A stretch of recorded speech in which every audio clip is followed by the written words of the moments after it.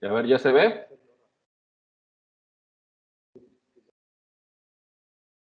Sí, se ve, pero creo ¿Se que se escucha? sigue sin escuchar.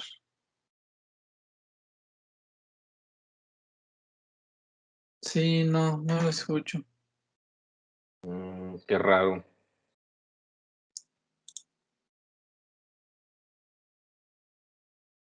Aunque tal vez sea por lo de compartir el contenido, porque antes de empezar a compartirlo, ahora viene en otro lado la opción de incluir sonido del equipo.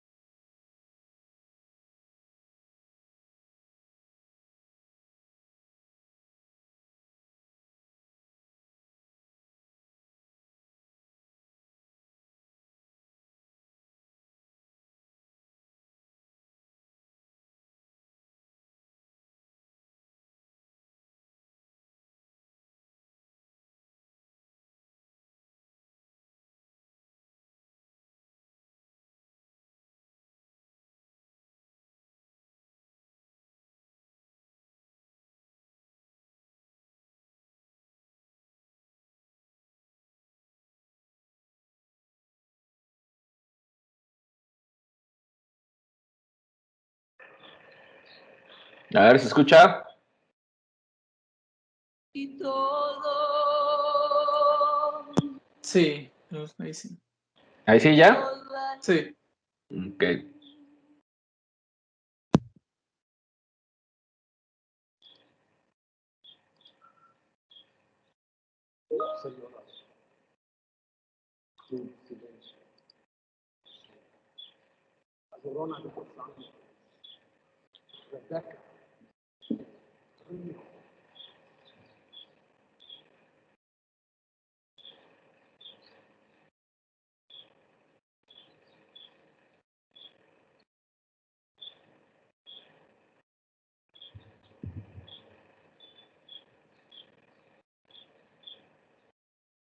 Y estaba por un tiempo volviendo a sol. Luego anoche tu mano me y el saludo de tu voz. Y aprendí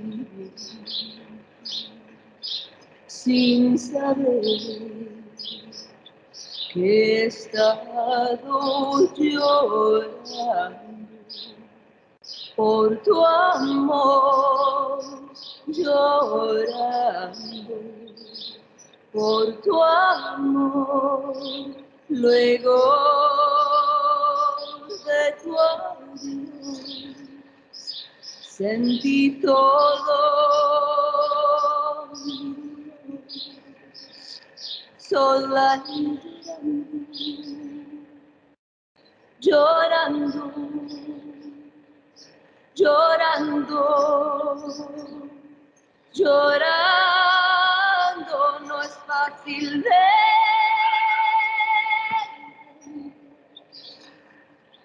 que al verte ahora yo estoy llorando. Yo que pensé que te olvidé, pero es verdad, es la verdad, que te quiero aún más, mucho más que ayer. Dime tú qué puedo hacer, no me quieres tú y siempre estaré llorando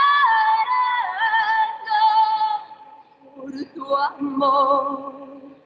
Llorando por tu amor se llevó todo mi corazón y quedó llorando, llorando, llorando, llorando, llorando,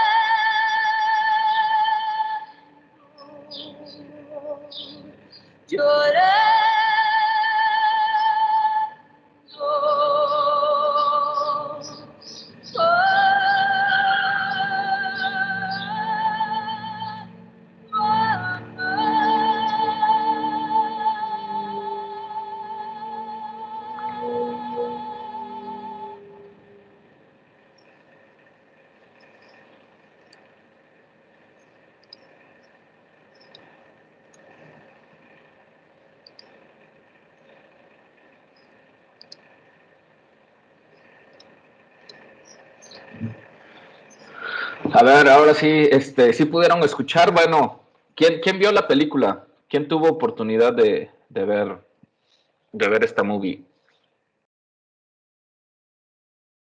Yo. Esta obra maestra del séptimo arte. Ahora sí vamos a hablar de arte cinematográfico, no de cine de entretenimiento. Entonces, nada más tú, estimado Sergio. Ni idea. No sé de los demás.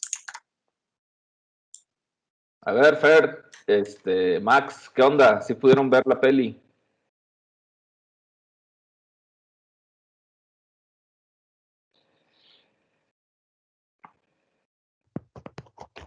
Yo no, porque he andado medio perdido por falta de un dispositivo donde conectarme. Este, Así es que no tuve la oportunidad de verla. Pues hubieras dicho, compadre, se hubiéramos puesto de acuerdo. Ya ahora prácticamente, digo, no es que ya podamos o que la pandemia ya se haya terminado, pero igual hasta nos hubiéramos puesto de acuerdo y lo hubiéramos visto en un lado, ¿no? Si íbamos a ser pocos y pues ya, ¿no? Igual yo propongo eso. Pues esta semana no hubo película. ¿Qué les parece si la siguiente semana podemos vernos en algún lugar y ver la última película juntos? Creo que la experiencia de ver una película en comunidad es otro boleto, pues, ¿no? Y más este tipo de obras. Bueno, la última que vamos a ver es a Kubrick, ¿no? Es La Naranja Mecánica, es una película, no sé si ya la vieron, es una película más famosa, más conocida. Pero bueno, David Lynch, verlo y verlo, pues si no, está difícil verlo en un cine, pues, pero verlo en una pantalla, siempre va a ser súper, gratificante, es envolvente, es otro rollo ver a David Lynch en el cine. De hecho, creo que Mulholland Drive es la única película que he visto de David Lynch en el cine.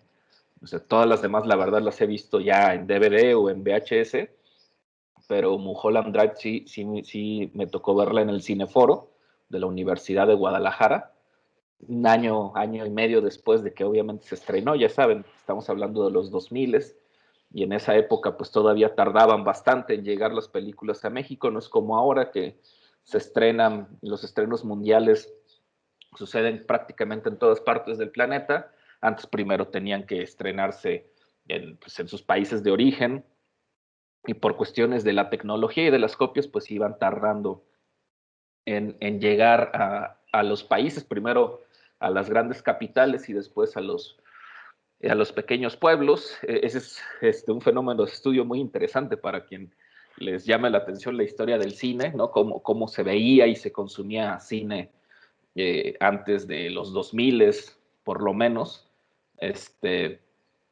Sin embargo, bueno, esta película a mí sí me tocó verla en el cine. Fue todo un agasajo visual.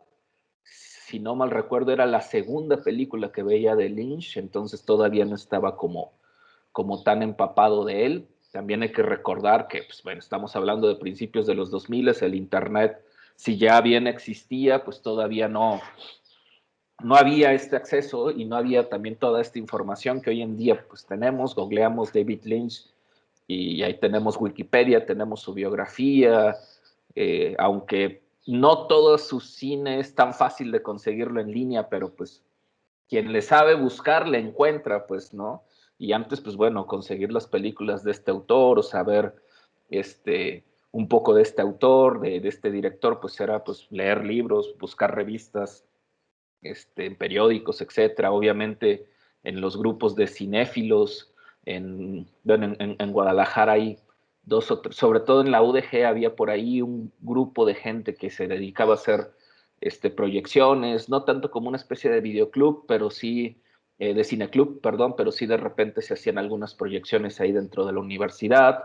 Si conocen el Tianguis Cultural de Guadalajara, que se pone los sábados, pues había 2 o 3 gentes que se dedicaba a vender, a comercializar cine, obviamente pirata, pues, ¿no?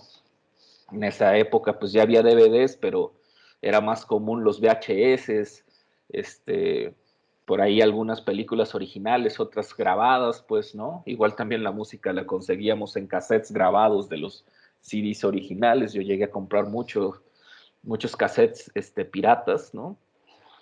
No es que fomente totalmente la piratería, pero pues bueno, es una forma de acceder al conocimiento, a la cultura, a la música, al cine, cuando obviamente no tienes los recursos o cuando es difícil de conseguirlos y más en aquella época. Y bueno, David Lynch pues ya era, si no para mí era un referente, pero pues ya más o menos entendía quién era David Lynch.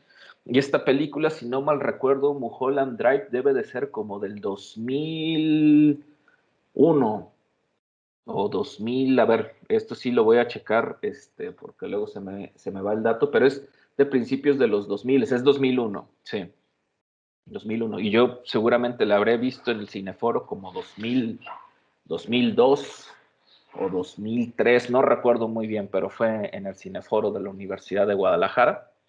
Y bueno, para comentar mi primera impresión y mi primera experiencia con Mulholland Drive, tengo que ser muy honesto, no le entendí ni madres la primera vez que la vi. Obviamente, ustedes lo saben, y creo que también esto implica el ejercicio de un análisis semiótico. Pues la verdad sí es muy diferente ver una película en el cine que verla en tu computadora o verla en la televisión o verla en el DVD, porque pues quizás, bueno, en la compu y en el DVD, pues obviamente uno puede pausarla, regresar, poner los subtítulos, checar, bueno, qué está pasando aquí. Si ya tenemos un DVD con información extra, pues ver, checar qué onda. Como les digo, yo cuando fui a ver esta película, pues sí tenía referencia de Lynch, pero pues todavía no había como esta onda de que hoy googleas y pues ya puedes leer, ¿no? De qué va la peli, la sinopsis, etcétera.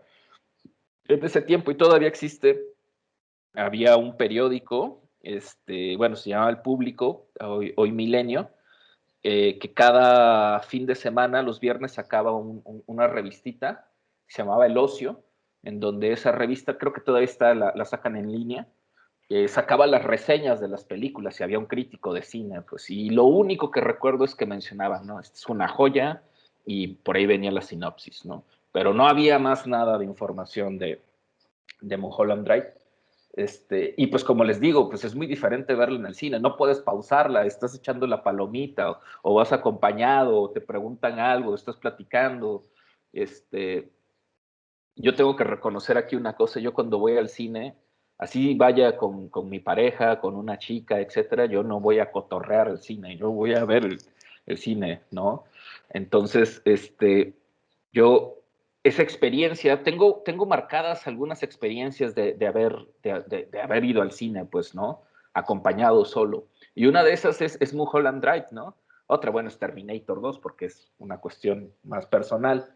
Pero Mulholland Drive es una experiencia muy marcada porque fue de esas películas que, no sé si les ha pasado a ustedes, que llega un momento en el que no la entiendes, pero no te quieres salir del cine. A mí me ha pasado que hay películas que digo, ¿qué es esto? Es un churro. Ya, yo me voy a salir. Y realmente me he salido del cine muchas veces, ¿eh? Es decir, esto es una porquería, yo no voy a, o sea, yo no voy a aguantar esto y me salgo, pues, ¿no? Pero hay otras en las que dices, no entiendo nada de lo que está pasando, o no entiendo mucho de lo que está pasando, pero no sé qué pasa que me quiero quedar, pues. Sí, no sé qué tiene esto que me atrae, pues, ¿no? Y creo que hay algo de esa magia que muchas veces no solamente tiene el cine, sino quizás otras disciplinas artísticas y quizás hasta la vida misma. Hay algo que uno no entiende o hay un misterio que uno no entiende y hasta puede ser un poco, si no repulsivo, que no es el caso de la película, pero sí llega un momento en el que hay algo que no le agrada a uno del todo y, y en lugar de que uno lo rechace, dice, hay algo atractivo en eso, pues. ¿Sí? No sé si les ha pasado en estos aspectos humanos, pues, ¿no? Como les digo, no solamente artísticos. Y me parece que Mulholland Drive, cuando es la primera experiencia de uno como audiencia y una audiencia un poco más, no vamos a decir intelectual, pero una audiencia que presta un poco más atención al detalle, ¿no? De esta película o de las películas, y que no va con solamente expectativas de entretenimiento, sino de tratar de ver una obra artística. De repente ante estas obras pasa eso. Obviamente dejé Mulholland Drive pues hasta este momento, porque quería primero que hiciéramos un recorrido. Esta película sí estuvo pensada, déjenme decirle, no como algunas otras que fue chiripada, que coincidió con lecturas, pero esta película, junto con Naranja Mecánica, sí dije, estas pelis tienen que ir hasta el final, porque primero tenemos que hacer, pues, un poco esto lo que hicimos, ¿no? Un recorrido, si bien no muy histórico, ni tampoco muy ordenado, de la cinematografía, sin necesariamente tener un orden muy estructurado de las diferentes cinematografías latinoamericanas, estadounidenses, europeas, etcétera, pero sí por lo menos tener, si recordarán, un poco de grado de, por ejemplo, no vimos mucho cine italiano, ¿no? Antonioli, Kiełkowski, hay otro director que no puse para nada y que es un director muy visual, ¿no? Psicosis, claro, de Hitchcock. Peter Greenaway, a mí me encanta Greenaway, es un director muy simbólico. En fin, obviamente en el cine, como lo vuelvo a repetir, es tan vasto que faltarán siempre, ¿no? Sin embargo, vuelvo a repetirlo de manera muy subjetiva, para mí son mis 3 directores favoritos. Y estas 3 películas, pues sí están entre mi top. Estas sí están en mi top 10 de mejores películas. Pero, como les digo, creo que también funcionan muy bien para los fines de la clase, para esta relación que hay entre toda esta cultura cinematográfica y sobre todo el campo del análisis semiótico, ¿no? Y entendida la semiótica como esa disciplina que estudia los signos, como esa disciplina que estudia los significados, como esa disciplina que estudia los discursos simbólicos, ¿sí? Como esa disciplina que se interesa en el lenguaje simbólico.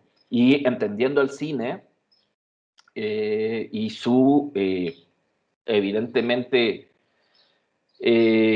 anclaje a la cultura audiovisual, pero específicamente a la narración cinematográfica, porque yo sí quisiera aquí hacer una diferencia.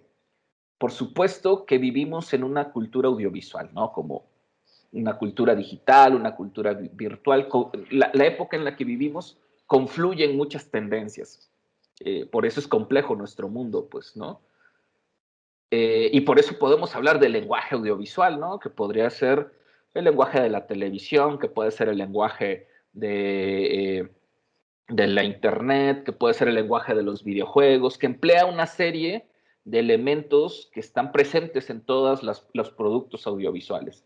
Es decir, son imágenes en movimiento, hay sonido, hay un encuadre, o sea, hay una serie digamos, de características similares en todo producto audiovisual.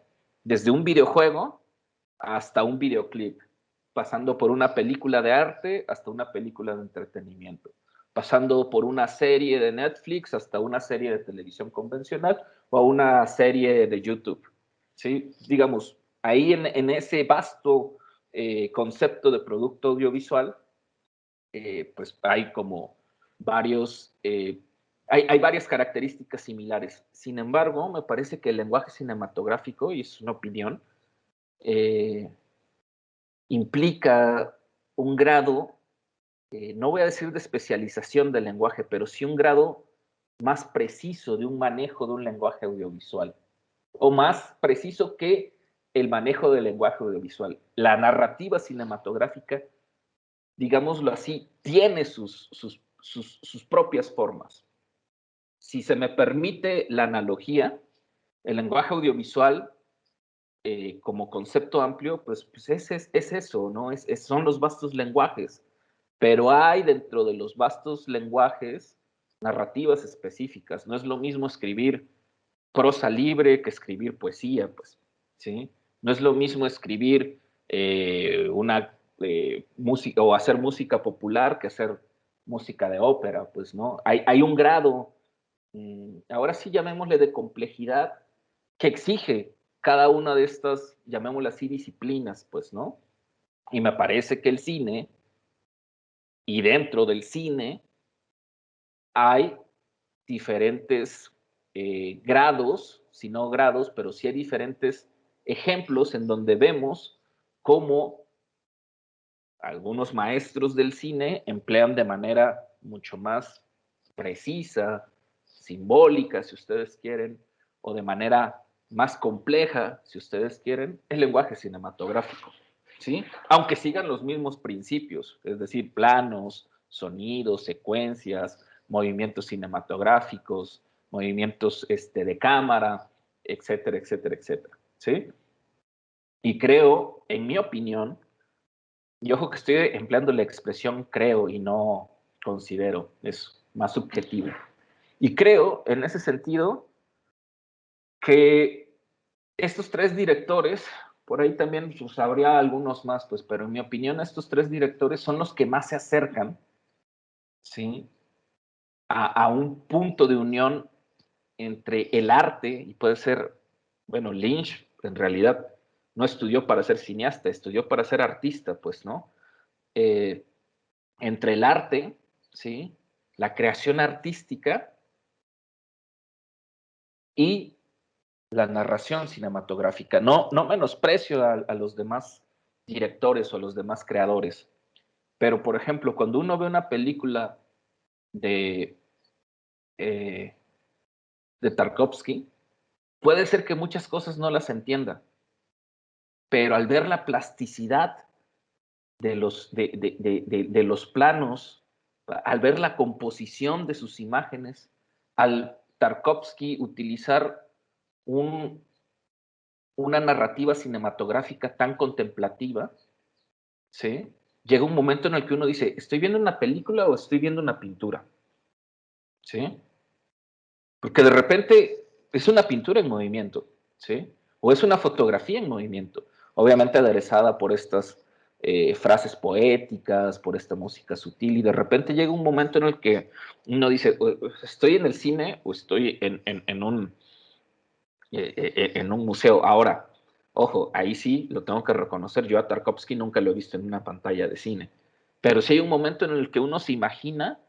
No sé si les ha tocado este tipo de videoinstalaciones que luego hay en ciertos museos en los que dices, no manches, o sea, hay algunos planos de Tarkovsky que bien podrían ser dignos de verlos en una pantalla grande o o en un formato de estos, ya saben, de pintura así hiperrealista, pues, ¿no?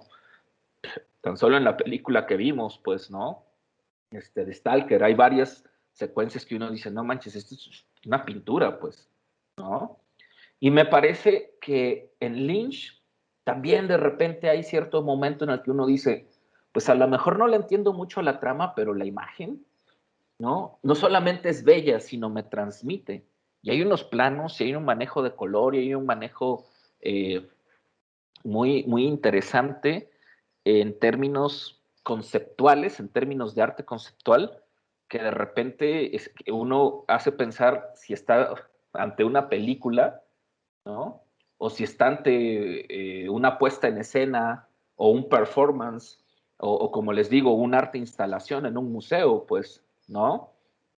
Entonces, eh, para poder ya entablar un diálogo con ustedes, que digamos ahorita quería emitir mis opiniones respecto a Mulholland Drive, me parece que Mulholland Drive es de esas películas que llega a ser inquietante, que llega a generar cierta reacción en el público, positiva, negativa, buena, mala, como ustedes quieran llamarlo, pero es de esas películas que no te deja, eh, digámoslo así, no es de esas películas que uno no puede reaccionar ante ellas, hay ese, digámoslo así, no se puede quedar simplemente así, el espectador, hay siempre una reacción de descontento, de desconfianza, de extrañeza, etcétera, pero genera algo. Y es de esas películas que creo que para poder más o menos entenderlas hay que verla por lo menos un par de veces, pues, ¿no? Pues bien, ahora me gustaría escuchar cómo les fue con Mulholland Drive, caso de Sergio, básicamente, y pues los demás, pues no sé si tengan algo que opinar o que aportar.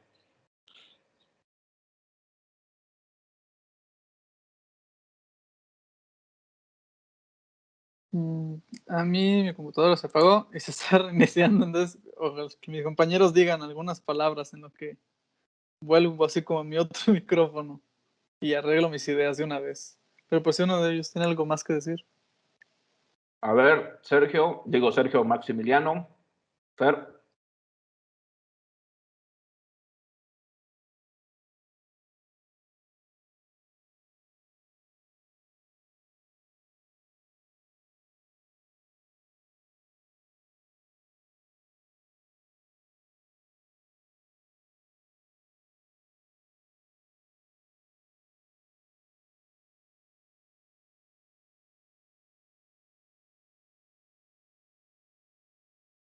¿Han escuchado algo de esta película?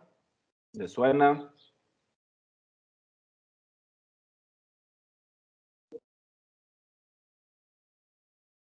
Ok, dice Fer que no tiene nada que aportar. Max. A mí tampoco me suena la película, la verdad es nueva para mí.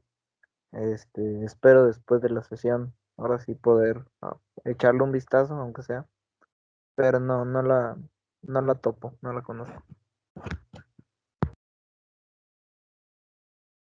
Ok, a ver, Fer, ¿qué has escuchado? Gracias por tu participación, Maximiliano.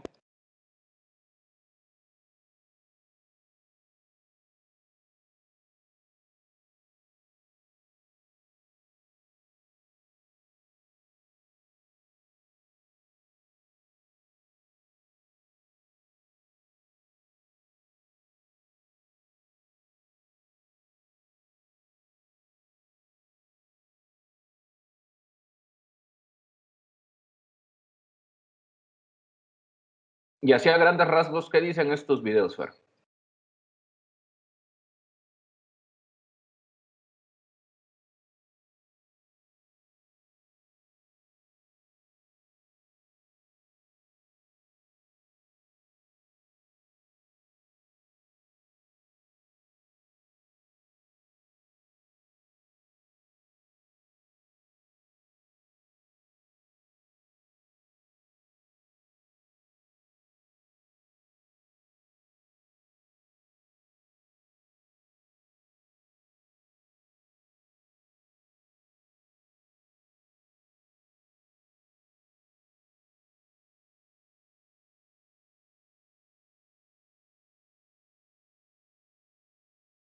Listo, ya estoy. Perdón, es que como me levanté medio temprano porque estoy terminando un artículo y una ponencia, Al rato me toca en un seminario. No había desayunado y por eso se me empezó a hacer medio tarde. Dice, Fer, lo que he escuchado es que es una obra que todos los que les gusta el cine tienen que ver, tanto por el director, por la obra en sí misma. Por supuesto, y yo he escuchado de ustedes que les interesa el cine, entonces, en serio, tienen que ver esta peli. A ver, Sergio, ¿qué nos puedes decir? Pues como introducción, que es lógico que se levanten reacciones y que te ponga a pensar, pero es precisamente por el tipo de obra que maneja David Lynch. Es un autor que habla de sueños y eso no te puede dejar indiferente. Eh, bueno, de sueños, en el caso de Mulholland Drive, una pesadilla, pero creo que también es una cuestión de cómo maneja Lynch. Iba a decir que la imagen, pero no solo es la imagen, sino que es directamente semiótico, es el signo que le da a la imagen o qué signo quiere transmitir con ciertas imágenes.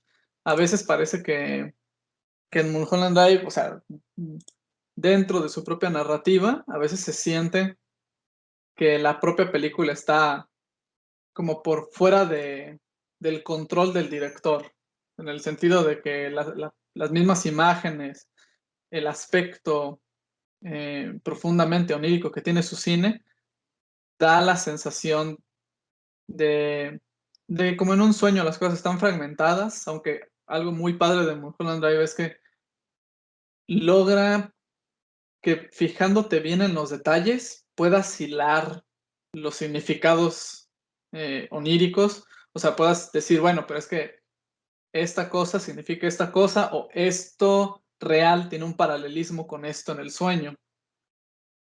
Medio puedes interpretarlo y si tiene toda esta cuestión de no entenderla en un principio, creo que en específico desde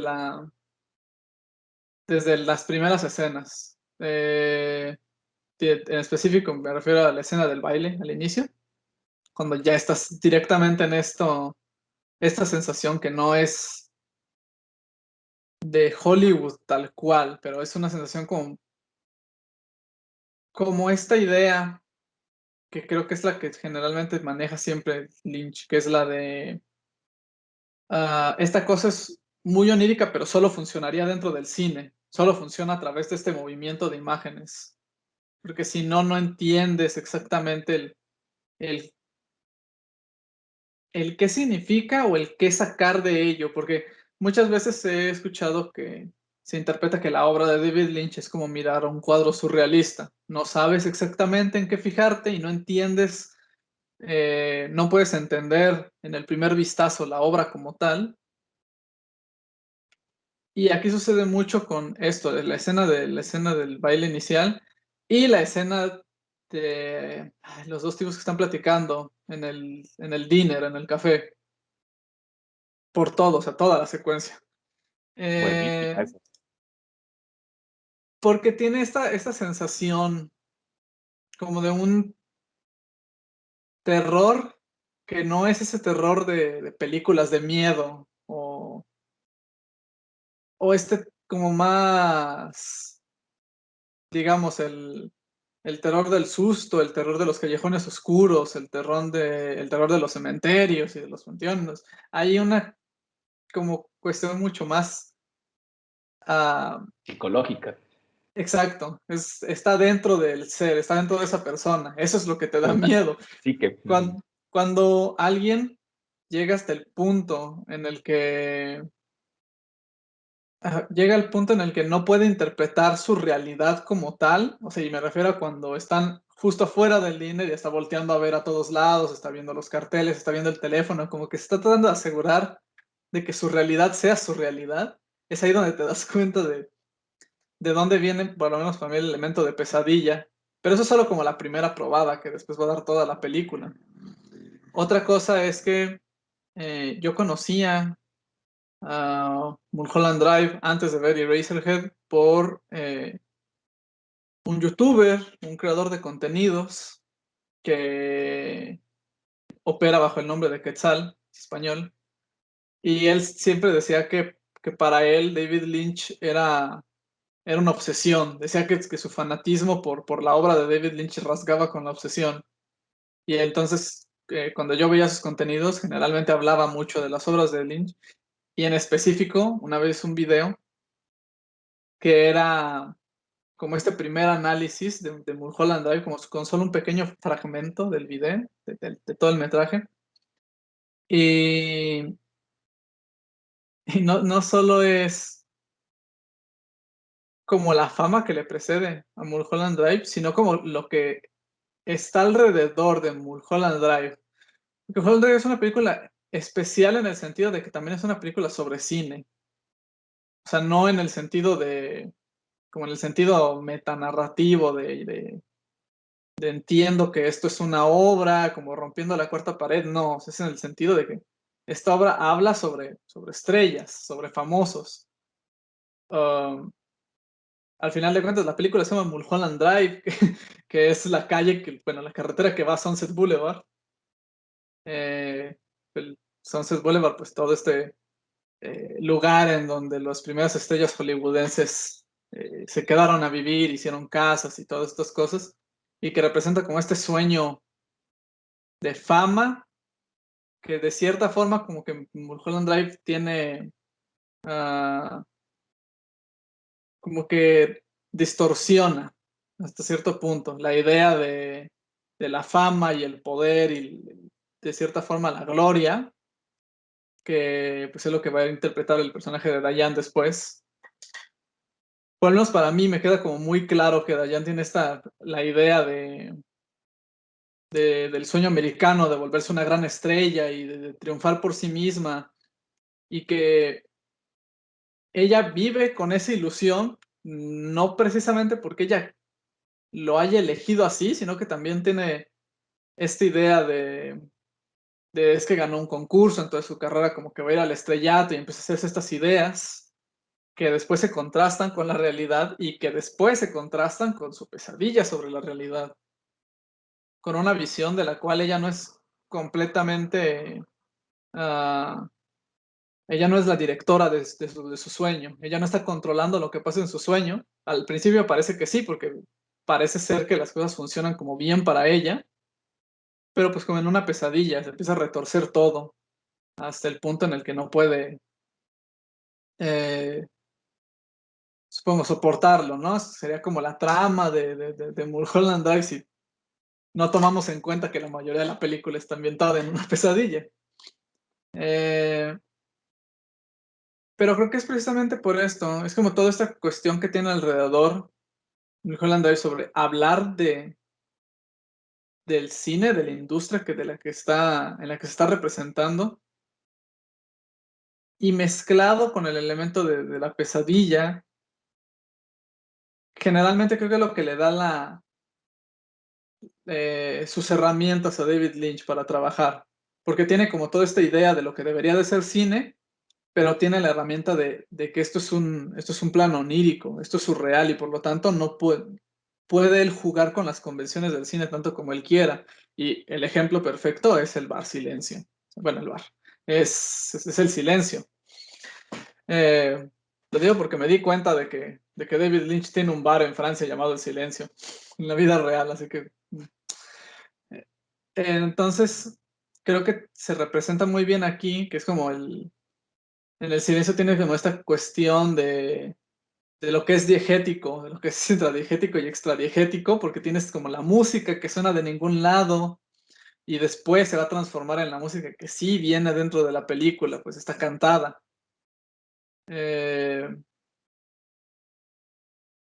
Y a la vez, y creo que ya como la otra capa, es la capa semiótica de qué ves una vez que entiendes lo de la pesadilla.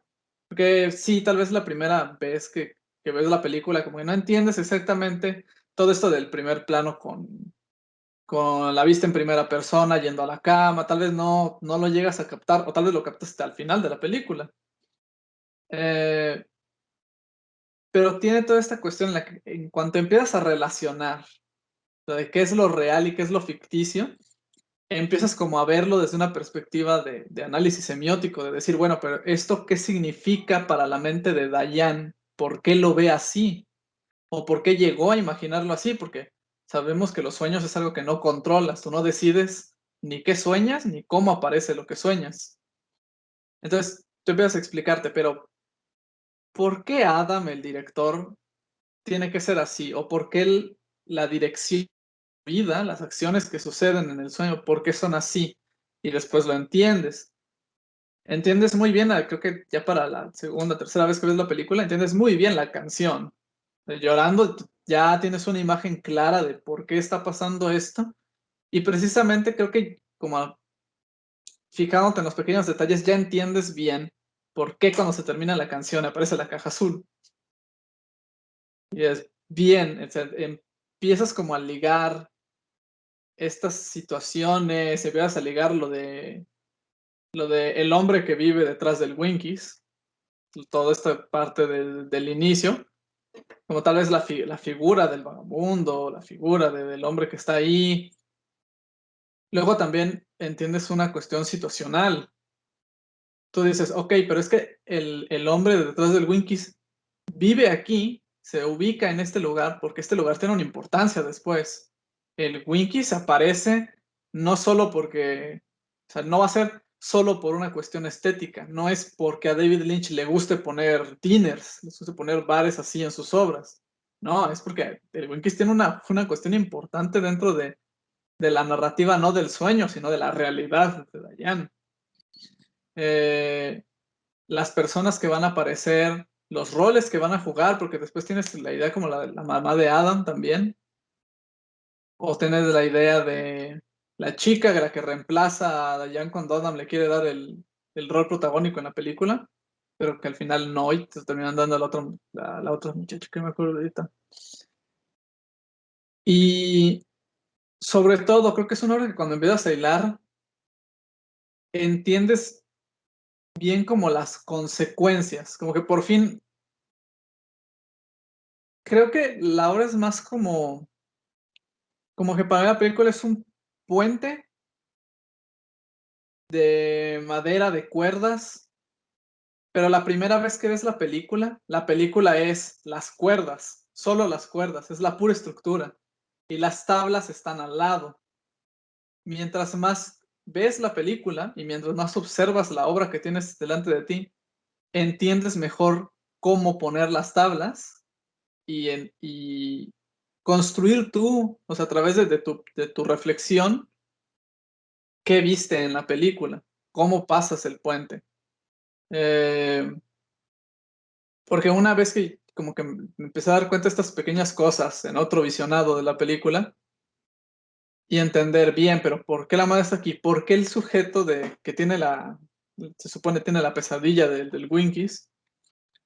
¿Por qué él es importante para Jan? ¿Por qué él terminaría así dentro de sus sueños y ni siquiera aparece ella, ¿no? No es no aparece la protagonista de nuestro mundo onírico.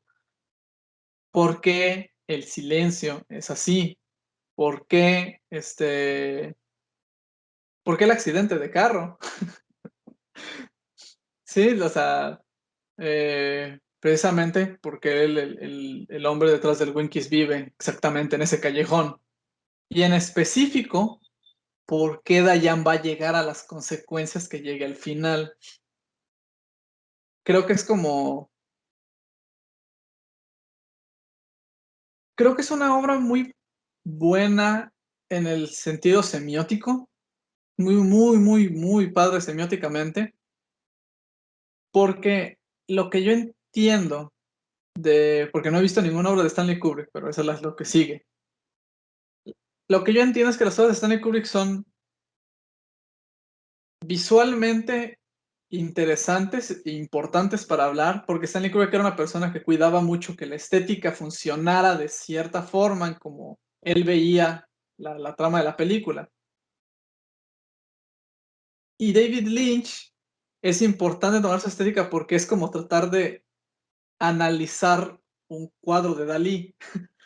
Es porque estás viendo algo que no te puede hacer sentido a la primera, pero que tiene la posibilidad de que, o sea, pero tiene un significado que ya te toca a ti tratar de resolver como un rompecabezas, no como de el tipo de arte abstracto moderno, que es como que tú eres quien dice qué puede ser y esto puede ser lo que tú quieras en tu mente, sino que David Lynch de verdad te está metiendo en un cuadro que es complicado y te está desafiando mentalmente, pero que sí puedes entender, no, o sea, que puedes entender como objetivamente, no de decir, es que es lo que yo veo aquí y yo puedo ver lo que se me dé la gana. Y a la vez Kubrick es como la otra cara, es como de esta manera como más pensada, como más perfeccionista, pero en el sentido real de la palabra, o sea, en el sentido de poner un realismo estético en la imagen. Por así decirlo, supongo, porque es eso, no he visto ninguna obra, pero lo que he visto es que Kubrick es muy centrado, es colocar las cosas de manera simétricas, en un centro con una perspectiva, y David Lynch es poner todo en todos lados, es dejar todo, por decir una palabra vulgar, desparramado, y que tú puedas imaginar lo demás. Eso es como opiniones generales, ¿no? Sin entrar en detalles de qué significa cada cosa. Sí, podríamos decir que si lo llevamos nada más al plano del arte, lo que hace David Lynch es como muy figurativo, ¿no? Es un orden desordenado, es un arte abstracto. Y lo que hace Kubrick pues es más realista, ¿no? No quiero decir con eso que no haya una complejidad estética, como lo mencionas en el cine de Kubrick, pero quizás su narrativa sea más clara, ¿no? Más, eh, sí, más clara. No apela a este arte figurativo, abstracto, del cual está en Lynch. Quizás haya algunas, bueno, ojos bien cerrados. Creo que sí va un poco más de eso en Kubrick, pero bueno, en general, son intenciones estéticas diferentes. Pero regresemos a David Lynch y regresemos a Mulholland Drive y regresemos a partir, concuerdo en lo que has dicho, Sergio, pero digamos, después de estas opiniones que hemos emitido de manera muy general, partamos de qué va la película. Concuerdo, es una película, no es que fácilmente, sino que está planteada así, pues es una película onírica, ¿sí? Y por ahí cualquier persona podría decir, pues, ¿qué tiene de fantástico que David Lynch plantee una película que al final todo es un sueño? O sea, a cualquier persona medianamente creativa diría, pues a mí se me puede ocurrir, ¿no? Que al final todo resulte que es un sueño, ¿no? Y por ahí algunos escritores o algunos cineastas dirían, pues es una salida muy fácil. O sea, construyo toda la peli y después digo, esto fue un sueño. Pero me parece que en el caso de David Lynch es mucho más complejo que eso. O sea, sí, claro, es una estructura onírica, claro, es una estructura altamente figurativa, pero como bien dices, yo creo que más que trabajar con el sueño, con lo que trabaja la peli es con el tiempo y con la memoria y con los recuerdos, pues, ¿no? Es digamos, el tiempo, la memoria, los recuerdos, los sueños, me parece que esos son como las cuatro ejes que están dentro de la película, que ya dentro de la trama, pues se centra en la historia es una historia de amor, ¿no? Y de un amor doloroso, pues, ¿no? Es la historia de dos mujeres, ¿no? De dos mujeres que están enamoradas, como lo mencionas, Sergio, está también la importancia en dónde está ambientada, ¿no? O sea, es muy diferente si esta película se ambienta en Nueva York, por ejemplo. No, o sea, se ambienta en la meca del cine, se ambienta en este onírico lugar de la fábrica de los sueños, ¿no? En este lugar de la industria del cine, pues, ¿no? En este lugar en donde bien mencionas, ¿no? Sobre todo en Estados Unidos y los que pretenden ser cineastas, actores en Estados Unidos, pues de manera digamos, de manera,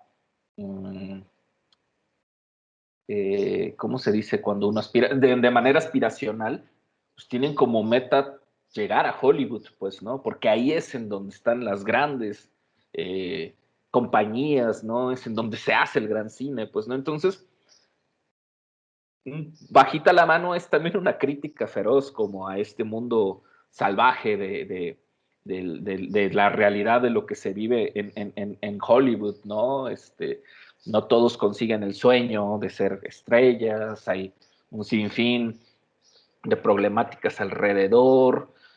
Como dices, parecería ser también una película dentro de una película, ¿no?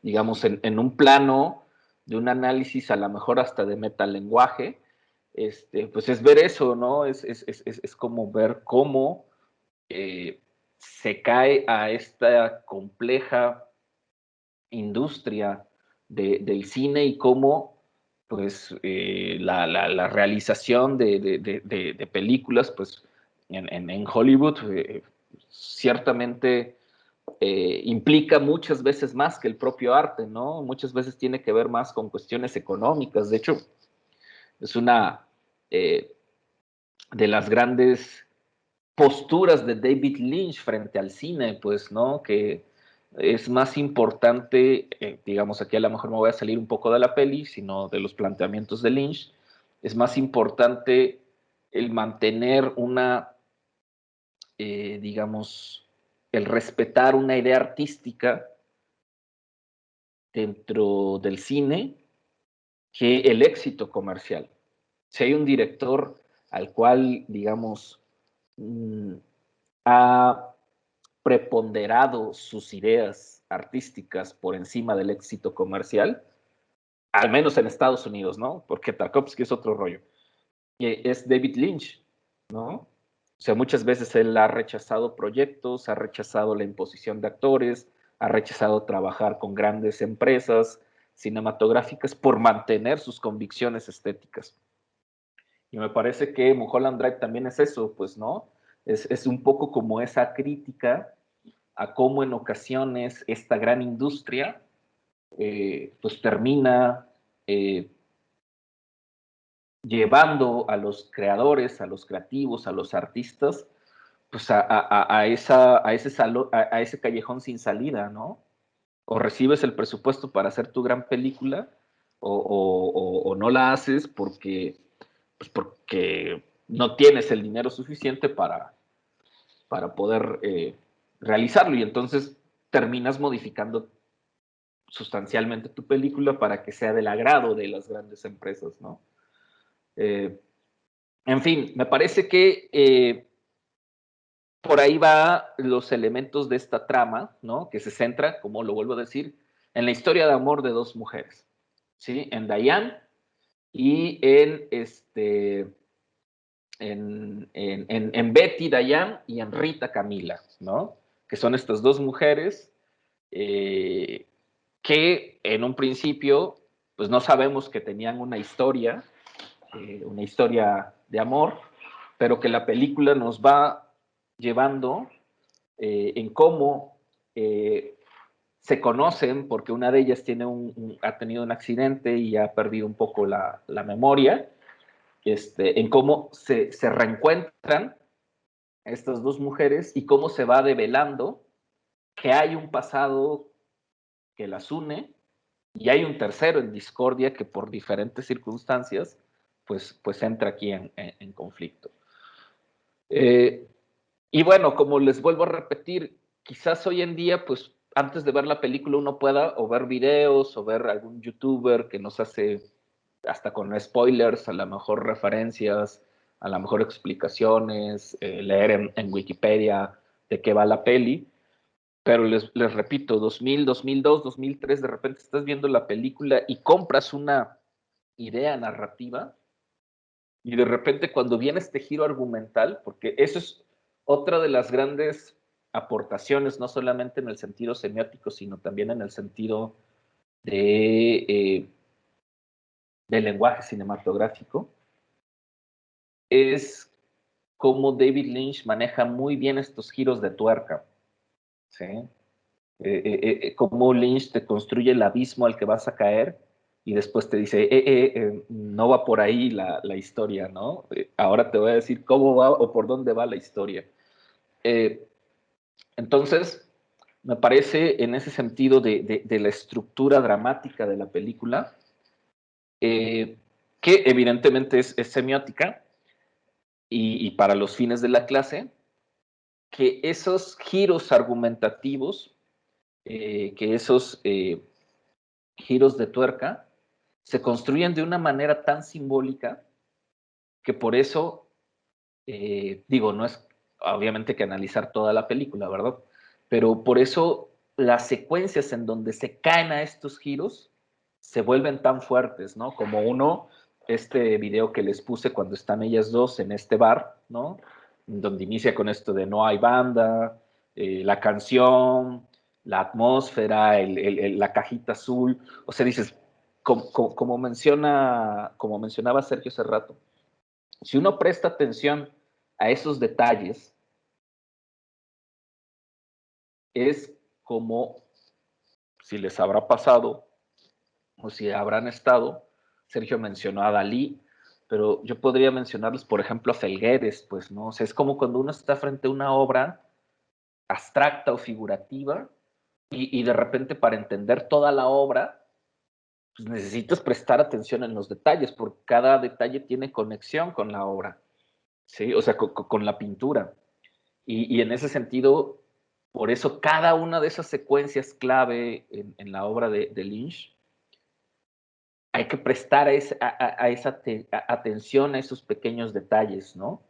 Porque ahora sí que como un rompecabezas, cada uno de esos pequeños detalles que van desde una mirada, que van desde la temperatura de color, que va desde la iluminación, que va desde la elección del maquillaje, del vestuario, del espacio, de la locación, como bien lo mencionaba también Sergio, pues son una pieza de un rompecabezas que es ese fotograma o que es ese plano y que conectado en un todo, pues es la película, pues, ¿no? O sea, la película es un rompecabezas gigante, pues, ¿no?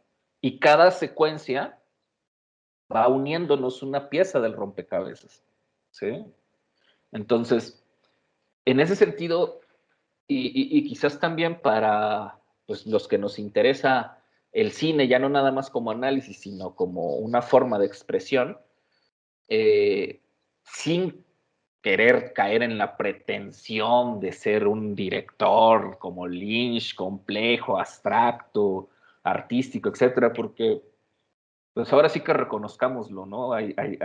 O sea, Lynch sí es como un punto y aparte en muchos de los grandes directores de cine, eh, pero creo que sí nos da una lección en general eh, de cómo mantener y de cómo estructurar una película podría parecer una historia muy sencilla, ¿no? Un amor entre dos mujeres. La historia de amor entre dos mujeres, que obviamente hoy en día quizás sea más aceptado, hoy en día ya no genere tanto conflicto, que pues yo creo que somos un poquito de mente más abierta, pues eso, ¿no?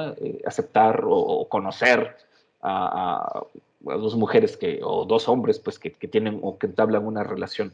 Pero ambientémoslo en la época, ambientémoslo en lo conflictivo y ambientémoslo también, porque me parece que ese es uno de los puntos también de la peli. Es un amor pasional, pues. No es cualquier tipo de amor, pues. ¿Sí? O sea, es, es, es, es una historia de amor que tiene que ver con estos sentimientos pasionales humanos, pues, ¿no? No es un amor lógico. Es un amor hasta cierto punto salvaje, pues, ¿no? Es un amor hasta cierto punto sin límites, pues, ¿no? Que de alguna u otra forma, sea entre hombres, mujeres, o sea heterosexual o bisexual o el que sea, eh, lleva al ser humano a esos límites de repente en el que la pasión se desborda y de repente los celos, porque también tiene que ver con eso, pues, ¿no? Te lleva a hacer locuras, ¿no? cómo lleva a Diane a asesinar o a atentar en contra de su gran amor, ¿sí? Entonces, si se fijan, hasta cierto punto también es una historia muy tradicional, ¿no? Es más, podríamos pensar, digamos, la premisa de la película es la historia de amor entre dos mujeres que llega a un punto tan pasional que termina sucediendo un crimen, ¿sí? Termina sucediendo un asesinato. No manchen, es la premisa y es la premisa de muchas películas del cine mexicano de los años 50, ¿no? Es más, hasta es la premisa de muchas películas del macho mexicano, ¿no? O sea, si no es mía, no es de nadie, cabrón. ¿Sí? Entonces, eso es lo brillante de Lynch, cómo puede emplear una premisa tan sencilla, tan básica como, bueno, también vimos Cabeza de Borrador, ¿no? El miedo de un hombre a tener hijos, o el miedo de un hombre a madurar y a tener hijos, una cosa tan sencilla, ¿no? O si no tan sencilla, tan humana, y lo envuelve en una serie de capas, ¿no? En una serie de maquillajes, por así decirlo, que hacen que el entramado de la obra se vuelva tan simbólica, cabrón, ¿no? O sea, a diferencia de otros directores que te dije que te podrían plantear, te voy a contar la historia de cómo dos mujeres se enamoran y termina sucediendo un crimen y te voy a narrar la historia muy lineal, muy clara, y que también está válido, ¿no? Digo, yo en lo personal, que estoy más cercano al cine documental y a un cine documental muy de la investigación, muy clásico, y que me encantan ese tipo de historias como muy reales, como muy concretas, si no objetivas, pero sí muy reales, muy concretas, de emociones muy reales, pues. De repente tener esto, que es jugar con lo onírico, con lo fantástico, con toda esta parte conceptual, para que en el fondo la historia sea tan humana. Eso me encanta, ¿no? No como creador, realizador, sino como audiencia, ¿sí? Me gusta mucho ese tipo de cine. Lo vuelvo a reconocer. Yo veo más cine, bueno, veo mucho cine documental, me gusta mucho el cine real y las ficciones en las que participo, en las que me gusta trabajar, tienen que ver con este cine, ¿no? Dramático, real, inspirado en hechos reales, pero eso no me exime de decir, wow, ¿no? O sea, que, perdón la palabra, qué chingón cuando un director te puede tocar emocionalmente con, con una historia tan cruda y tan real, ¿no? Como es el amor entre dos personas, y a la locura que le puede llevar la pasión desbordada, pero con toda esta narración, ¿no? Que no cae en lo ambiguo, que no cae en lo obstuso, que no cae en lo melodramático, sino que cae realmente lo vuelvo a repetir, en lo que para mí y en mi opinión y de algunos otros más es llevar al cine al grado de arte cinematográfico y finalmente pues es una historia, o sea, nos está contando una historia, ¿sí? A pesar de que Lynch utilice elementos de cine experimental, ustedes tuvieron un acercamiento al cine experimental en EMI hace algunos años, en donde, bueno, me gusta como audiencia ver estas obras, pero de repente no hay una historia concreta o no hay una historia real, digamos, narrativa, ¿no? Son eso, experimentar, ensayar con algunas, a veces más con técnicas artísticas o con alguna tecnología o con algún formato narrativo. Digo, hay diferentes formas de cine experimental, ¿no? Pero de repente cuando vemos cine experimental, para muchos es como una etiqueta que rechazan porque si no, es que eso nadie lo entiende. Y a veces pasa eso con Lynch, ¿no? Lo que pasa es que Lynch es tan experimental, es tan surrealista que nadie lo entiende. Y cuando lo ves ya a detalle dices, no, o sea, no es cierto. No es, digo, claro, hay que prestar atención, hay que verlo una, dos o tres veces, pero en el fondo nos cuenta historias muy humanas. No son historias así de un artista descabellado, que claro, él es medio excéntrico, etcétera, pero en el fondo su interés de contarnos historias o de contarnos este tipo de historias, pues están en el fondo del arte cinematográfico. O sea, si hay una, digamos, si hay una condición estético, creativa, que define al cine, ¿sí?, como una disciplina artística, es la cualidad de contar historias. Ya la forma en cómo cuentas la historia, ahora sí que digamos, el empaque, la forma será pues la que el artista decida, pero el cine como disciplina artística tiene la finalidad de contarnos historias, ¿sí? ¿De cuáles? Pues obviamente habrá lo vuelvo a repetir, eso ya son los intereses de los creadores, ¿no? Historias de amor, historias de terror, historias de guerra, historias de amistad, historias de las que caiga, ¿no? Pero finalmente el cine tiene que contarnos historias, pues, ¿sí? Y eso, creo que, bueno, tenemos estos dos acercamientos bueno, tres, a Lynch, ¿no? Con Rabbit, con con Cabeza de Borrador y ahora con Mulholland Drive. O sea, en el fondo, por más abstracto, por más complejo, por más figurativo, por más surrealista que pueda ser el cine de David Lynch, en el fondo nos está contando historias, e historias muy humanas, ¿sí? E historias más allá de la complejidad humana, historias con las cuales empatizamos porque nos podemos sentir identificados, ¿sí? ¿Quién no ha sentido un amor pasional por alguien más, por un semejante, por una pareja, ¿no? ¿Quién no de repente ha sentido celos, ¿no? ¿Quién no de repente ha sentido cuando está en una relación sentimental desconfianza, ¿no? ¿Quién no de repente en una relación sentimental guardado secretos, por más que ames a esa pareja, ¿no? O quién no ha mentido en una relación sentimental. De hecho, son otros dos conceptos que están en la traducción, o más que en la traducción, en cómo titularon a Mulholland Drive en español, ¿no? Sueños, mentiras y secretos, si no mal recuerdo, ¿no?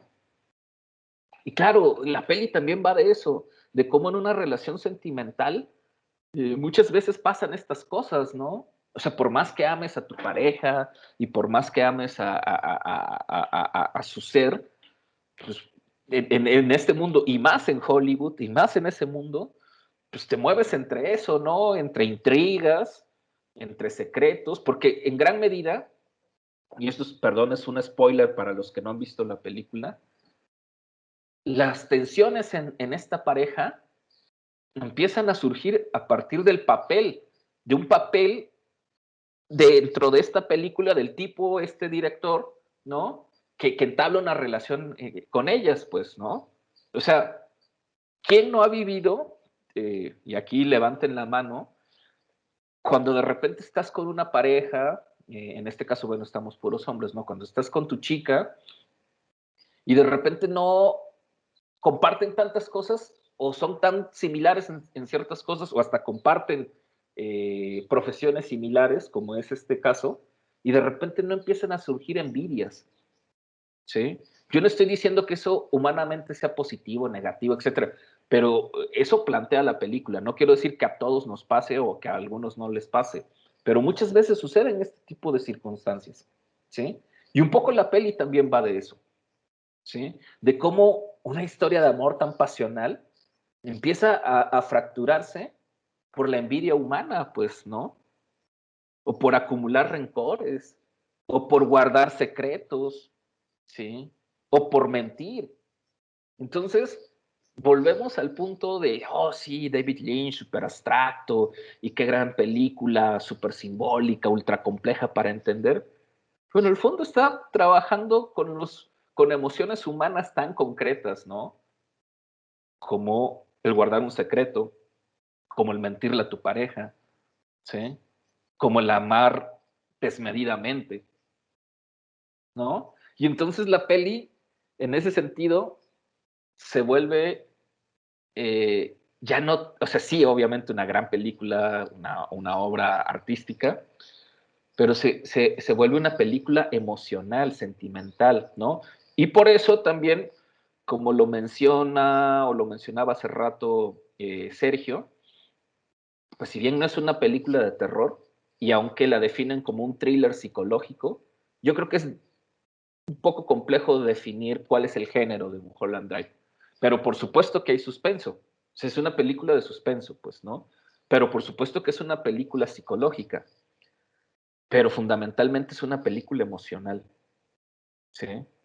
Y por eso hasta cierto punto Lynch puede jugar con todos, si no con todos los géneros cinematográficos, pero sí con ciertos géneros o convenciones de géneros para generarnos emociones. Esa secuencia buenísima del dinner, ¿no? En donde está este hombre acá medio extraño. O sea, llega un momento en el que sí te sacas de onda. O sea, cuando la ves por primera vez dices, ¿qué onda, no? O sea, ¿qué está pensando este cuate, no? Nos va ahora a meter a una película de terror psicológico. Y pues no es terror psicológico, pero sí juega con tu psique, ¿no? Y juega con tu psique cuando empatizas primero con un personaje y después descubres y terminas ya no empatizando con el personaje y ahora con el que pensabas que era la mala termina siendo la buena, pues, ¿no? Entonces, en ese sentido, más allá del género que se le pueda definir a esta obra, me parece que el manejo de las emociones de David Lynch, obviamente construida a partir de, de este cuadro surrealista, onírico, simbólico, es generar emoción. Y ahí vamos, quizás, aquí estaría buenísimo que estuviera Roberto Escobar con nosotros, y ahí vamos a unas definiciones del arte. ¿Sí? Si el arte no genera emoción en el espectador, en el público, en la audiencia, pues no es arte, ¿no? O sea, el arte, digamos, en términos de las definiciones más clásicas, ¿no? El arte es esa expresión humana por la cual el artista expresa emociones, ¿sí? Expresa sus emociones, tristeza, alegría, frustración, desesperación, la que sea, expresa emociones. Y esas emociones conectan con quien lo observa. Ya después podemos analizar el arte como estrategia política, el arte como discurso filosófico, el arte como discurso cultural, como lo que ustedes quieran, pero el arte debe transmitir emociones. Si no transmite emociones, pues, o sea, difícilmente conectamos con él. Y aquí, bueno, para que a lo mejor también poder incorporar a Fer y a Max, en esa ocasión Sergio no nos pudo acompañar, pero recordarán Fer y Max cuando fuimos al Museo de Arte Contemporáneo de la UNAM, al MUAC, que estaba esta onda de arte contemporáneo y había unas cosas que uno de repente decía, unas pinturas que eran nada más ahí unos machotes, ¿no? Que dices, bueno, pues sí está como llamativo, pero pues a mí no me genera nada, ¿no? O ver un auto ahí modificado, o no sé si se acuerdan, había un carrito de supermercado nada más ahí con brillantinas, y dices, pues a mí, o sea, el arte conceptual se volvió tan concepto que pues de repente a mí ya no me genera nada. Y por muy surrealista que sea David Lynch o conceptual, creo que a mí, pienso, el cine de David Lynch sí genera algo en el espectador. ¿Sí?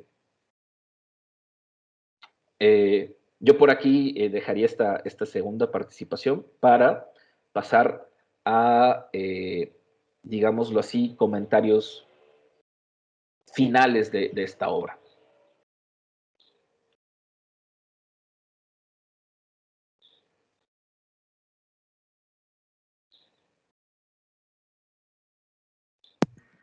No sé si mis compañeros vayan a decir algo, abrir sus micrófonos, comentarnos al menos qué opinan de lo que hemos dicho de la película.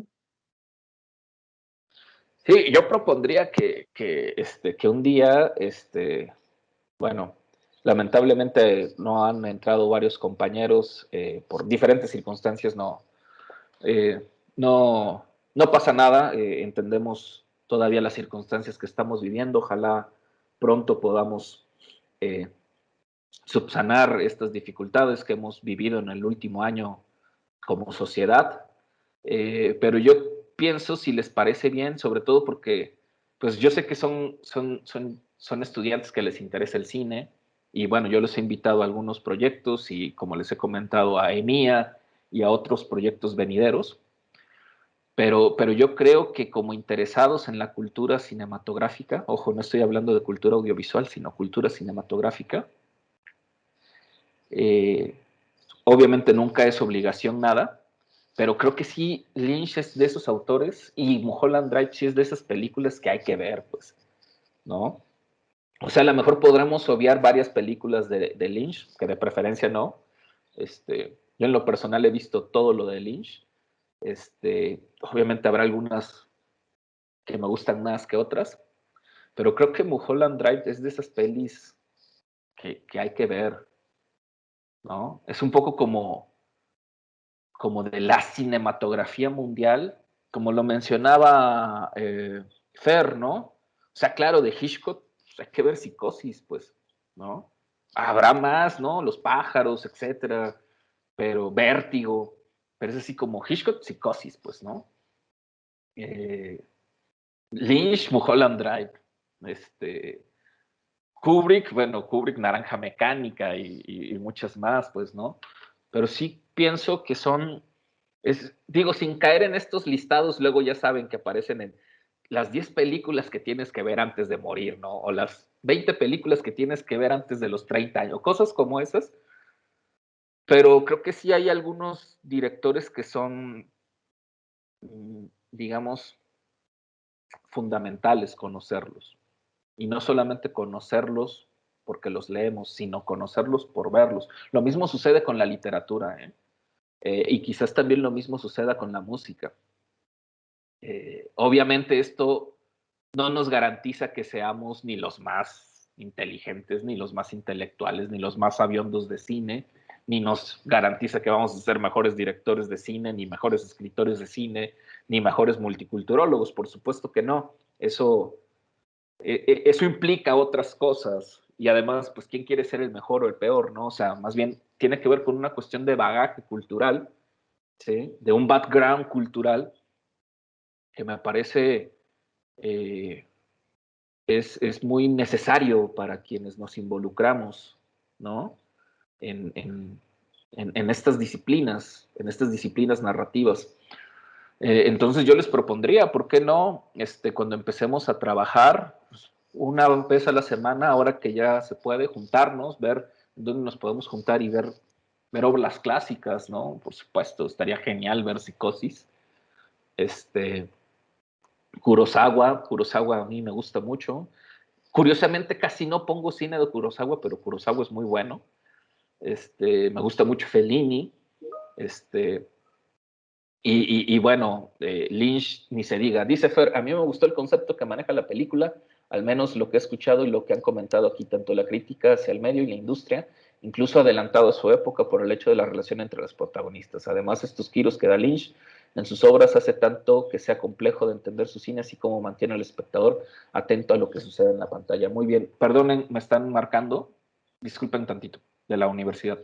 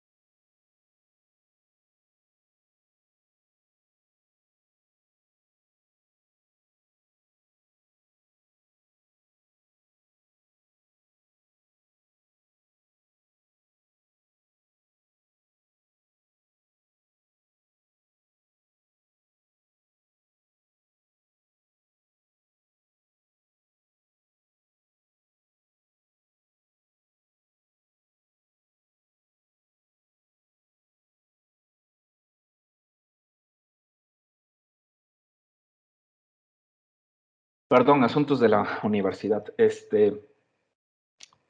Sí, concuerdo con lo que menciona Fer, la forma en la que Lynch mantiene al espectador frente a la pantalla es, llamémoslo así, diferente a cómo otros directores te mantienen frente a la pantalla, unos a partir de explosiones, el espectáculo que realmente es espectacular, el manejo del CGI, etcétera, pero Lynch te mantiene atado a la pantalla por, por medio de otras herramientas, por así decirlo.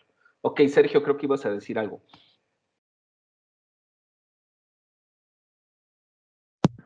Bueno, pues mis conclusiones generales, siendo que creo que obviamente Mulholland Drive y parece ser que todo lo que hizo David Lynch no es para el público general, fue hecho de cierta forma que no, digamos, creo que es difícil hasta de vender para aquellos que tengan los derechos para la distribución de su obra. Es como muy difícil tratar de traer gente que no esté dispuesta ya de por sí a un cine tan introspectivo como para atraer al público general, ¿no? Digamos, veo difícil que David Lynch, siendo David Lynch, traiga la audiencia de Los Vengadores, ¿no?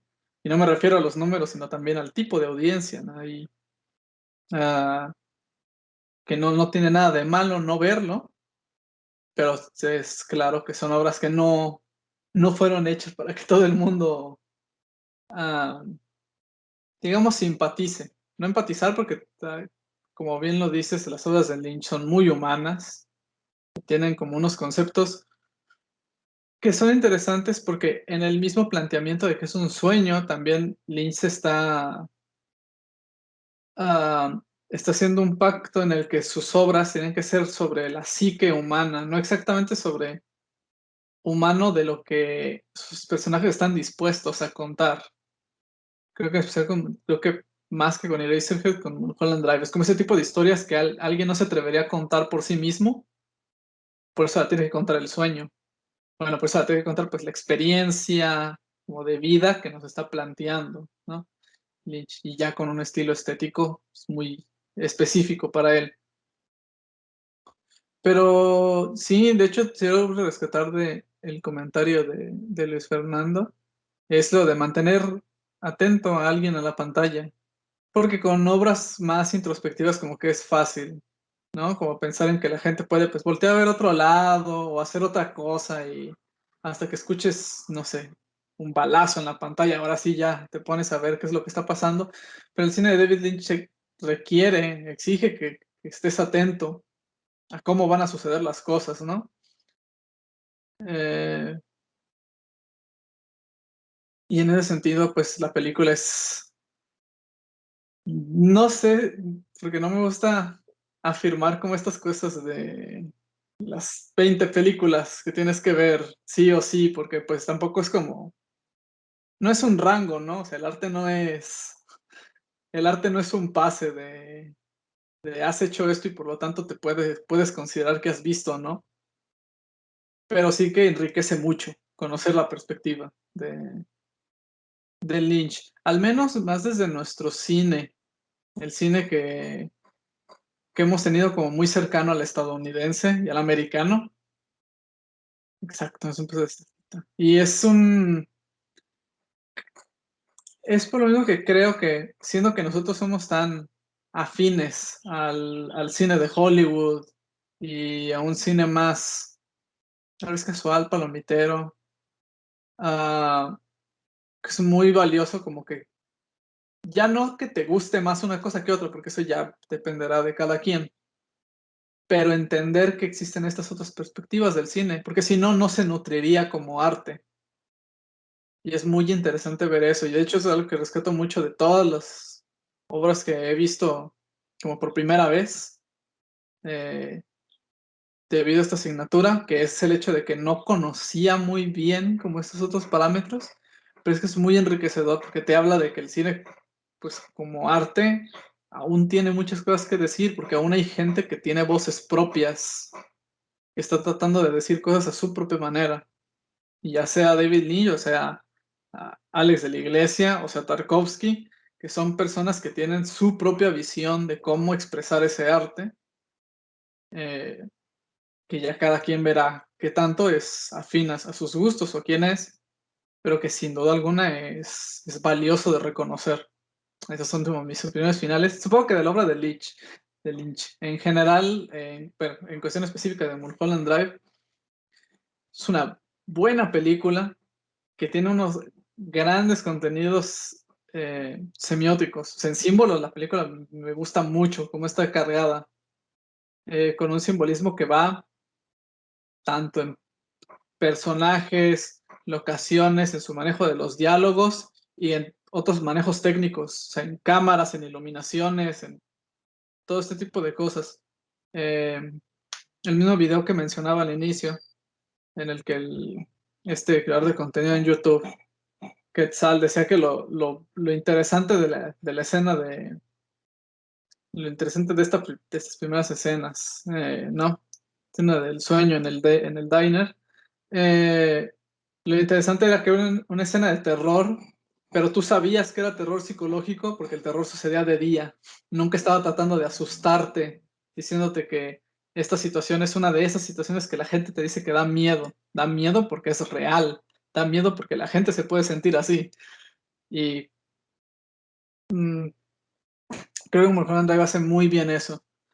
David Lynch hace muy bien eso. Mostrarte una historia que no tiene por qué dar miedo porque salga un monstruo. No da miedo porque hay algo que no conoces. No da miedo porque hay algo que está súper bien hecho en efectos especiales. Da miedo porque es algo real. Da miedo porque es algo en lo que puedes tal vez no empatizar en el sentido de yo viví esto, pero empatizar en el sentido de esto es un ser humano y sus problemas son como los que yo alguna vez podría tener con mis propias experiencias de vida.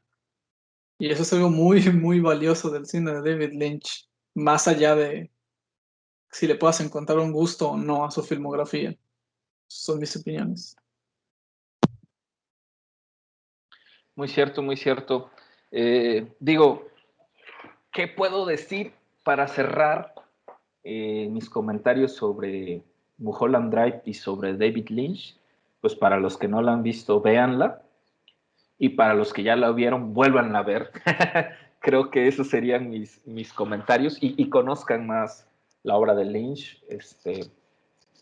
Hemos tenido un acercamiento, de hecho, en este semestre pues nos aventamos 3 obras de él, pero hay más películas.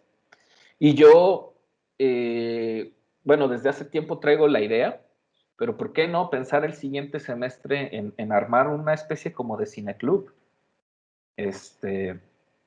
No sé, a lo mejor no cada semana, pero cada 2 semanas, cada 3 semanas, reunirnos, escoger una película, y verla, como les digo, eh, no solamente verla en una gran pantalla, sino ver el cine en comunidad, implica otra sensación. O sea, todos hemos ido al cine, pues, ¿no? Todos hemos estado en una sala de Cinépolis, etcétera. Y obviamente es diferente la sensación de estar en una sala, en la oscuridad de una sala, con una pantalla grande, con un sonido, obviamente en las condiciones ideales, ¿no? Sonido 5.1 o 7.1, el que sea, pues, ¿no? Con una pantalla de alta definición, eh, pero simplemente el hecho de estar frente a una pantalla acompañado de gente y vivir esa experiencia, que pues claro, sin menospreciar ninguna obra fílmica, porque como les he dicho, yo igual puedo disfrutar de los Avengers como puedo disfrutar de Tarkovsky, pues no.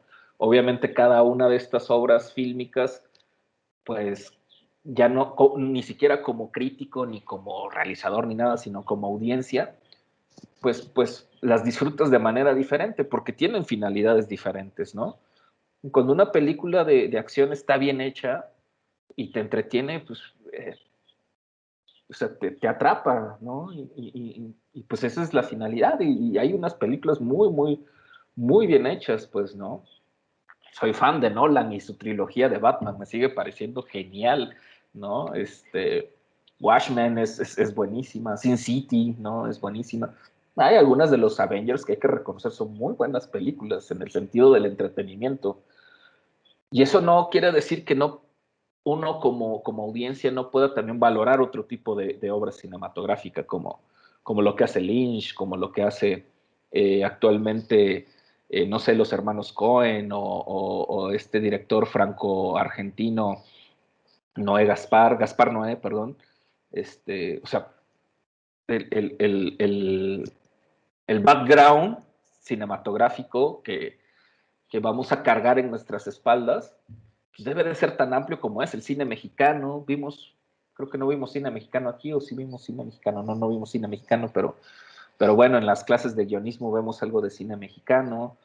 No vimos aquí cine documental, pero pues en la clase de realización documental, pues sí vemos más documental. Hay ahorita un momento muy interesante para el documental mexicano. Entonces, las condiciones propiciadas por la pandemia nos han permitido acercarnos a mucha cinematografía. Yo les recomiendo, si tienen oportunidad, entren a Filmin Latino. Hay una buena cantidad de películas mexicanas y latinoamericanas que pueden echarle un ojo ahí. También al fondo de la Cineteca Nacional, sobre todo su parte de el cine de arte que tienen. Entonces, este background, como lo vuelvo a decir, de cinematográfico, pues puede ser tan amplio como... Es tan amplio que es ilimitado, pues, ¿no?